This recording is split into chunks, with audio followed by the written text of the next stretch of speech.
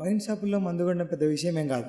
Last చేసుకోకుండా మంచి quality మందు కొనాలి. టైంకి భోజనం చేయకుండా, హెల్త్ని గమనించకుండా, ఫ్యామిలీ కోసం టైం స్పెండ్ చేయకుండా కష్టపడి సంపాదించిన డబ్బుని ఈజీగా వదులుకోవచ్చా? బీరు విస్కీలని తాగకుండా ఏమైనా వృధా చేస్తామా? చిన్నప్పటి నుండే చాటుగా తాగడం ప్రారంభిస్తాం. బీరు, విస్కీ, వైను లేదా వోడ్కా ఏదైనా కావచ్చు. ఇష్టపడి ఇంట్లో తెలియకుండా తాగేదే కదా. మీ ఫ్రెండ్గా చెప్తున్నా, మందు తాగడానికి ఒక్కరోజు గడపండి. మందు కొనే ముందు ధరలన్నీ కనీసం 4-5 వైన్ షాపుల్లో తిరిగి కంపేర్ చేయండి.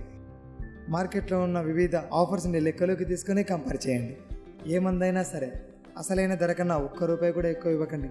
డబ్బు సంపాదించడానికి ఎంత కష్టపడుతున్నారు మీకు తెలుసు కదా. మందెవరికి ఊరికే రాదు.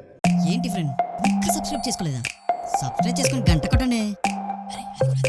ఏంట్రా అలాగే ఓ లైక్ కూడా కొట్టండి.